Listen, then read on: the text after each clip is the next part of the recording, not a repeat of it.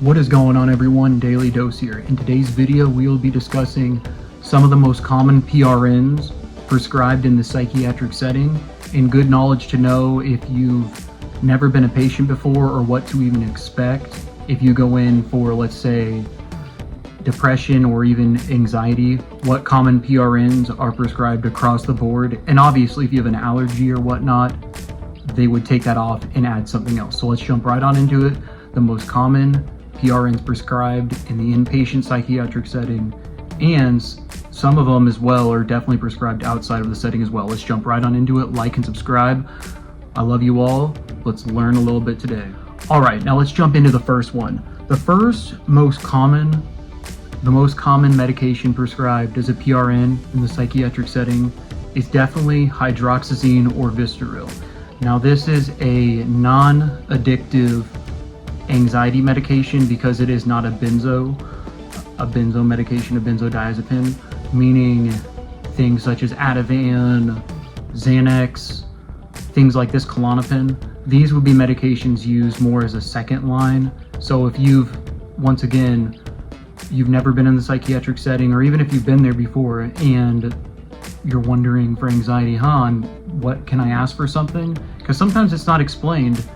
There's typically something known as hydroxyzine or Vistaril, or you can at least go up and ask the RN or even the PCA or CNA, hey, are there any PRNs? So, because a lot of times when a patient first comes in for the first time to the psychiatric setting, a lot of times they're nervous, they don't know what to ask, they're just kind of going with the flow until they pick up on it.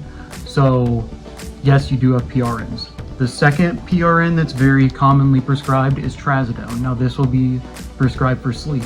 And once again, just kind of like the anxiety medication, trazodone is considered a non-addictive sleeping aid and is prescribed in the inpatient and outpatient setting for long-term use. Okay, and now for me personally with trazodone, what I've seen a lot, what patients report, is it causes a hangover effect the next day. You feel sometimes physically even ill from it. And a lot of times if this happens, they'll typically give you something called prazosin, and that a lot of times can aid with nightmares and sleep as well.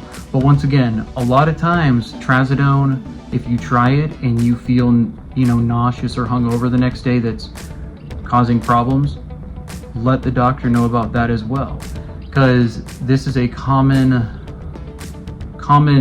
theme, or not a theme, this is very common in general. Sleep is typically always affected for somebody going into the psychiatric setting. So that was number 2. Number 3, obviously for basic pain, ibuprofen or Tylenol. A lot of times if a patient is prescribed something as Mobic or Meloxicam, they can't have things such as ibuprofen, they have to use Tylenol. But just depending on if you have no allergies or whatnot, or there's no drug interactions, you can typically ask for either one, your preference, and that you can get that for pain. Now, number 4, nausea, which is common with a lot of new medications prescribed, Zofran. Zofran is a common medication for nausea, and this is something that can be used in the psych setting, in the outside of the setting, and not even used for a psychiatric purpose. It's more so, once again, it's used for nausea. A lot of medications, just being in the psychiatric setting sometimes can cause nausea to patients. So this is another thing. If you're feeling nauseous and it's just not leaving, you can ask for that. Or if they, for whatever reason, if you have an allergy to it, a lot of times things like Phenergan or promethazine can be used in the PO form as well. Now, the next one I will just briefly touch on is Milcamag. This is for, if you're constipated, severely constipated, they will prescribe this. So this will help you go to the bathroom. But a lot of times I will say that it's kind of like a quick fix and it can be uncomfortable. So a lot of times for patients, if that doesn't work, or once again, they've tried it outside the setting, because this is an over-the-counter medication, kind of like ibuprofen or Tylenol even is that it doesn't even have an effect on. So a lot of times with it, I'll just say Miralax is a very good choice for, yes, you won't go right away, but if you stick to a schedule it'll start working itself out. So constipation is very common in the psychiatric setting.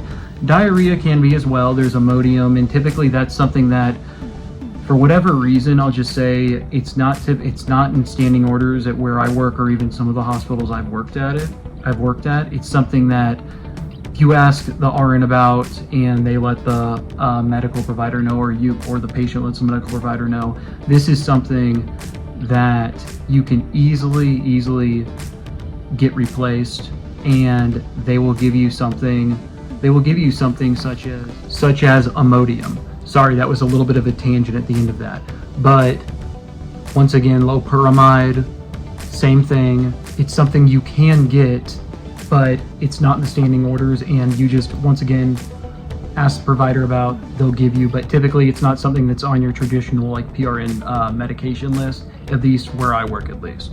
Now, real quick, for anxiety and depression, a lot of times, for anxiety, if Vistaril or hydroxyzine is not working, which kind of has the effects of like a Benadryl, it can be somewhat it has antihistamine effects as well. If this is not working, and this is for anxiety, sometimes they'll put you on something such as Lexapro, but it takes a little bit of time to kick in, so they might, for just a short term, if you have no history of it, they might put you on something like a 0.5 milligram lorazepam or Ativan, or even like a 0.5 milligram Klonopin.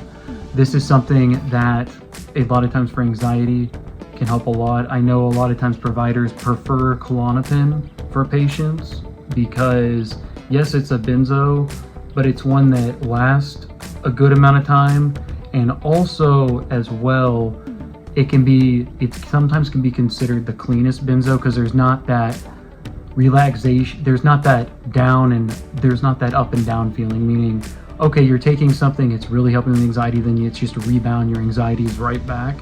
It's something that it's more stable for you. But once again, that's something that you should talk to your medical provider about. And also, one thing with benzos as well, obviously, if you are on them, never stop them cold turkey due to the seizure risk. Once again, a little bit of a tangent, but let's get back to it. Now for depression, if you're walking in and let's say you're coming in for SI or suicidal ideation or SA, the attempt, I will say a lot of times antidepressants obviously can do help, but it takes time for these to kick in. They don't kick in right away, obviously. They can take, sometimes for even the earliest, it's a week and a half to 2 weeks to even start feeling some of the effects. So once for depression as well, if you're somebody coming in for SI or whatnot, typically something like an SSRI or an SSNRI, things like this will be prescribed. Sometimes if you come in and you already are taking some medications or whatnot, like you have a couple actively prescribed meds, they might up or lower the dosage, and they might add something. But a lot of times, patients, if they're coming in and they're just coming in for, oh, my meds aren't working anymore, and let's just say you decide, you're not taking them or whatnot, and you go in a week later, a lot of times they're going to put you first back on those medications due to the chances of, developing things such as serotonin syndrome and whatnot, that they'll put you back on them. And then when it comes to adjustments, obviously, they will make adjustments and add medications, but they're not going to be adding a lot of times in the inpatient setting 4 or 5 different meds.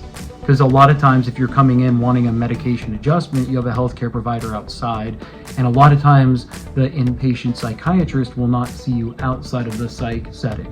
You'll have to, if you have a therapist, which you typically do in the inpatient setting, or even a social worker, they will help set you up with finding a psychiatrist outside of the setting. Now, I'm just going to say this to everyone out there. Thank you to everyone out there that is subscribed to the channel. I haven't made a video recently. Just been a pretty busy last 2 or 3 weeks with the holidays and whatnot as well, but we're going to keep on putting more videos out. So once again, the purpose of this is just discussing common PRNs if you're going into the inpatient setting, if you've never been there, or if you've been there before, things to ask about. And also as well, obviously, some general knowledge in regards to anxiety and depression and some medications prescribed. Now, new video will be coming out in the next 3 to 5 days. We'll be discussing in this one, again, it's going to be about methamphetamine and some of its history, as well as how it's been used throughout history. So we're going to be covering that next week. So leave a comment, like, subscribe. I love you all. Thank you to all those new subscribers out there. We're going to be putting out new stuff, and also 365 days of running. I am running every day. I just don't put out a short. I haven't put out a short every day recently. I'm combining them together, but I'll put out a short recently soon. So just don't worry. I will be putting more stuff out. I appreciate all the support. Have a great remainder of the holiday season. And to jump into the new year, even though it's past the new year, think of one thing, even if you're going through a bad time right now. Think about one thing, even if you don't want to, that you are thankful for or grateful for. Love you all. Like and subscribe.